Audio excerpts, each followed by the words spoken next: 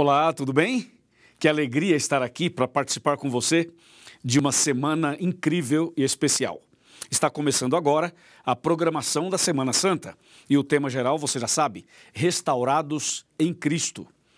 Eu tenho certeza que muita coisa boa vai acontecer a partir de agora. Prepare o seu coração, reúna a sua família, esteja preparado, porque nós vamos abrir a Bíblia Sagrada para falar de coisas tão especiais que seguramente vai fortalecer a sua fé, a sua caminhada e, sobretudo, preparar você para a grande volta de Cristo Jesus. Bom, para a gente começar então esse assunto, deixa eu me apresentar. Meu nome é Luiz Gonçalves, eu sou pastor da Igreja Adventista e também apresentador do programa Arena do Futuro da TV Novo Tempo. Agora, nós vamos fazer uma oração e em seguida vou abrir a palavra de Deus. Oremos. Querido Pai Celestial, estamos iniciando uma semana especial. Abençoa-nos agora ao meditarmos na Tua palavra. Abençoe essa pessoa que está ligada, acompanhando esse tema comigo, em nome de Jesus. Amém. Amém. Eu espero que você tenha uma Bíblia aí para acompanhar comigo. Caso você não tenha, preste bastante atenção que você vai entender da mesma maneira. Ok, o texto de hoje está no livro de Lucas e o tema que eu vou apresentar agora é muito curioso. Chama Aplausos da Multidão, Lágrimas do Rei. E tem a ver com o Domingo de Ramos, que é tanto falado e tanto comemorado, especialmente no Brasil.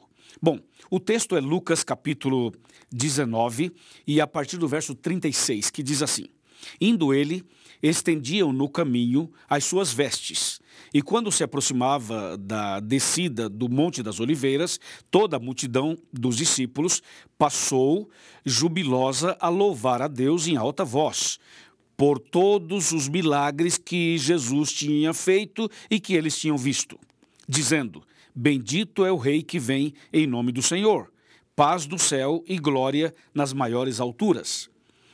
Ora, alguns dos fariseus lhe disseram em meio à multidão: Mestre, repreende os teus discípulos. Mas ele lhes respondeu: Asseguro-vos que se eles calarem, as próprias pedras clamarão. Uau! Que texto impressionante, né? Você já leu esse texto alguma vez? Já analisou o que ele quer dizer? Muita coisa nós podemos aprender nesse texto, nessa meditação. Jesus, quando esteve aqui na Terra, fez coisas extraordinárias. E entre essas coisas extraordinárias, Jesus se misturava com as pessoas, sabe? Jesus ia onde as pessoas estavam. E, de forma muito especial, Jesus dava atenção para aquelas pessoas que ficavam à margem da sociedade, que eram rejeitadas, eram humilhadas, eram enfermas, muitas vezes. E Jesus estava sempre com elas. E isso chamava a atenção de todo mundo, inclusive das autoridades. E a popularidade de Jesus crescia cada vez mais. Jesus, por exemplo, curou o cego, curou o paralítico, curou uma pessoa que era muda e surda. Jesus curou, por exemplo, leprosos. Jesus libertou prostitutas. Jesus fez coisas assim, espetaculares, incríveis mesmo. Quando a gente lê os 35 milagres que ele fez, registrados na Bíblia, a gente fica impressionado como Jesus fez tanta coisa em favor das pessoas. Então Jesus era querido e amado por essas pessoas e era admirado por todos. Jesus parece que tinha doce, sabe? Onde Jesus estava, as pessoas queriam estar perto dele, queriam tocá-lo, abraçá-lo, queriam escutar as suas mensagens. Jesus realmente atraía as multidões. Isso era algo que chamava muito a atenção de todo mundo daquele tempo e chama a atenção até os dias de hoje. Depois de um tempo, Jesus então chega ali a Jerusalém e acontece uma coisa muito assim inesperada, uma coisa muito impactante. Jesus monta num animal, num jumentinho, e Jesus então entra em Jerusalém e ele é aclamado como o Rei dos Reis, ele é festejado, ele é adorado, ele é aplaudido. As pessoas resolveram fazer um tipo de uma homenagem, de um reconhecimento, de uma glorificação a Jesus. Só que tudo isso que aconteceu com Jesus na entrada triunfal ali, nesse momento especial, as pessoas colocaram no chão ramos, roupas, colocaram uma série de objetos, preparando o caminho para que Jesus pudesse entrar montado no jumentinho. Mas o que impressiona bastante era que aquelas pessoas que estavam fazendo isso eram pessoas na visão da sociedade, assim, eram pessoas consideradas impróprias, entre aspas.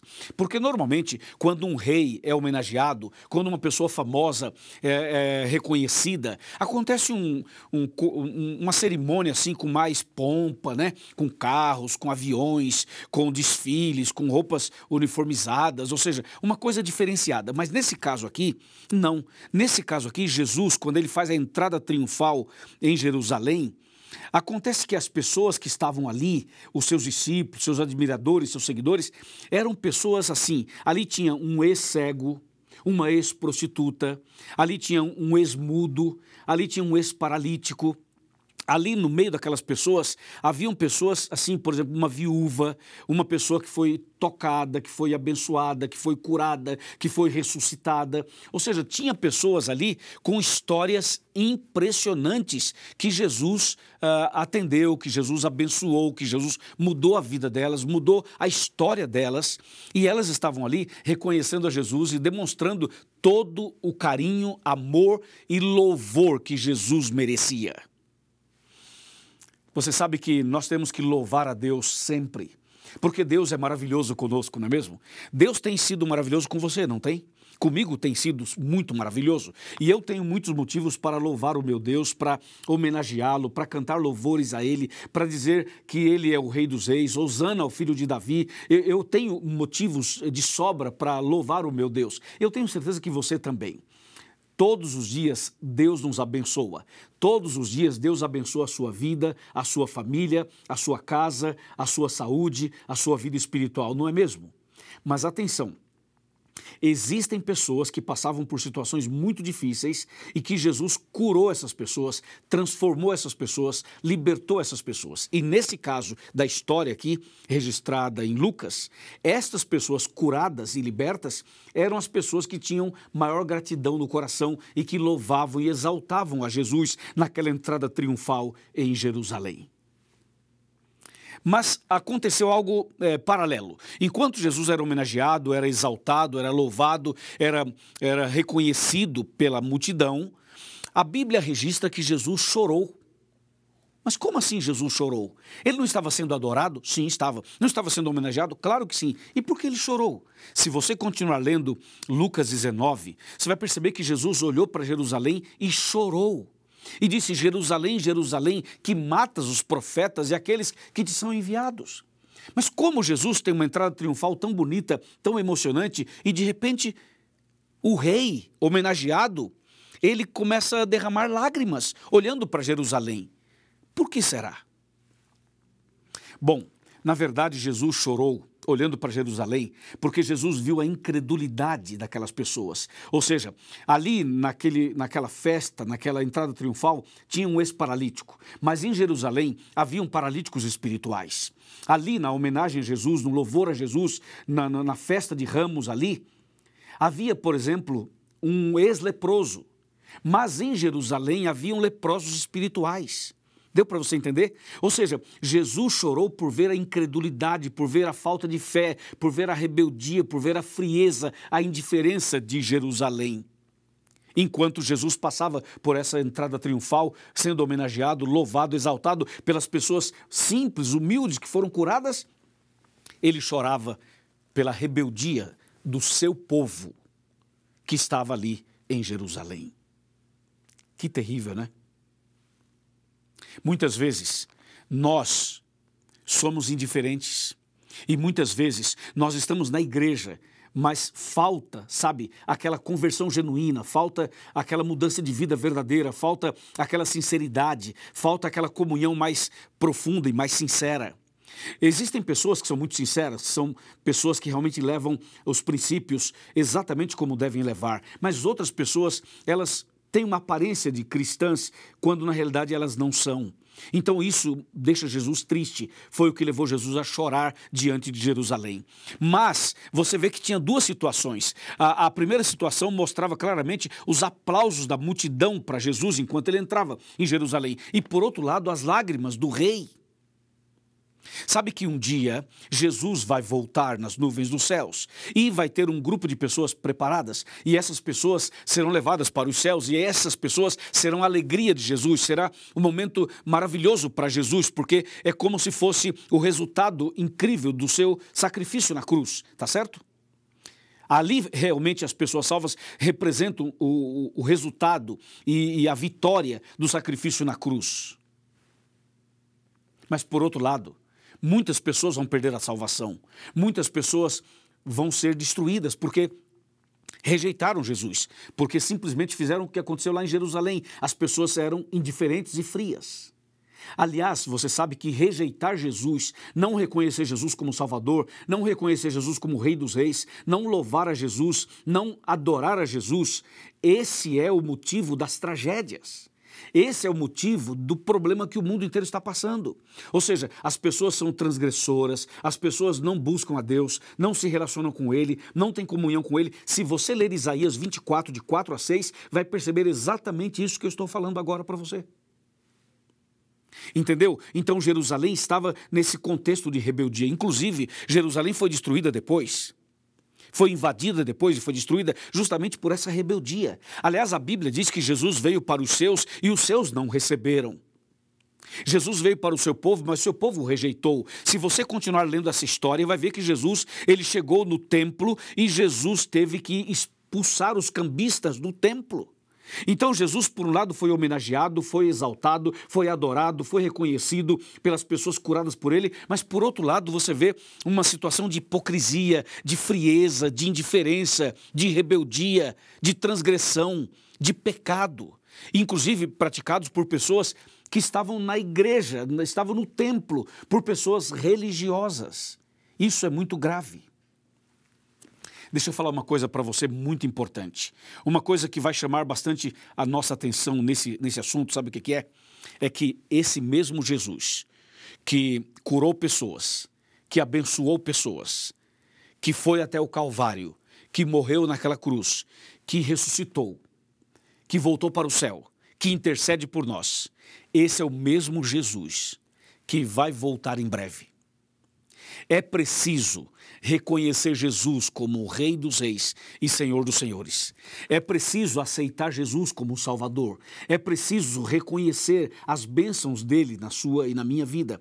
É preciso fazer o que essas pessoas fizeram quando Jesus entrou em Jerusalém, a entrada triunfal ali. É preciso que nós façamos isso todos os dias, que adoremos a Jesus todos os dias. Porque tem um outro detalhe aqui que aconteceu que eu queria falar para você. Sabe o que foi? Foi o seguinte: algumas dessas pessoas que exaltaram Jesus na entrada triunfal, algumas dessas pessoas que aplaudiram Jesus e valorizaram Jesus como o Rei dos Reis, entrando em Jerusalém, algumas dessas pessoas também estavam no meio da multidão que, com o punho cerrado, gritaram: crucifica-o, crucifica-o. O que eu quero dizer com isso é que nem todo mundo que está na igreja vai ser salvo. Nem todo mundo que tem uma Bíblia na mão vai para o céu. Nem todo mundo que um dia aceitou Jesus vai ser salvo. Porque não basta você aceitar Jesus, é preciso que você permaneça em Cristo. Não basta que você frequente uma igreja, você precisa ter uma vida de comunhão com Ele, adorá-lo todos os dias e reconhecê-lo todos os dias.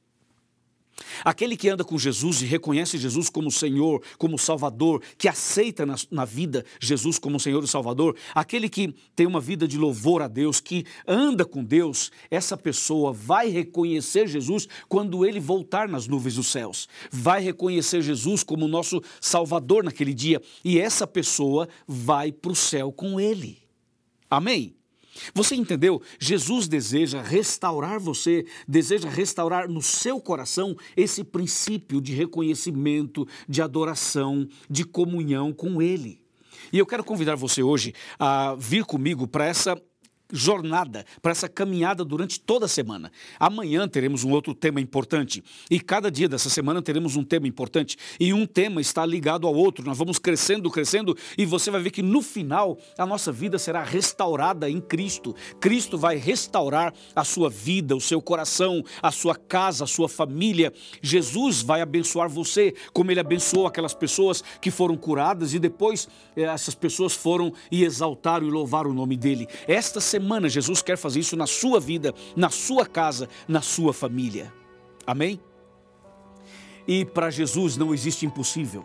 Não existe impossível para Jesus. Aquilo que para você é impossível, para Ele não é. Ele tem poder para curar, poder para perdoar, poder para restaurar, poder para reconciliar. Ele tem poder para fazer em você e através de você coisas que o ser humano jamais poderia imaginar. O que você precisa fazer hoje é crer nele, abrir seu coração, entregar sua vida para Ele e confiar plenamente nele. Então hoje eu termino a minha fala dizendo o seguinte: número 1, leia a Bíblia todo dia. Número 2, ore, converse com Deus todos os dias. Número 3, cante louvores a Deus todos os dias. Número 4, transforme a sua casa num ambiente de oração e de adoração. Faça da sua casa aquele ambiente por onde Jesus passou ao entrar de forma triunfal em Jerusalém. Faça isso. E mais, seja obediente aos princípios da Bíblia. Guarde os mandamentos de Deus. E dessa maneira, com seu coração aberto, entregando sua vida a Jesus, você será restaurado em Cristo Jesus. Amém? Você aceita? Vamos fazer isso? Vamos andar dessa maneira? Vamos dar esses passos que Deus deseja que demos?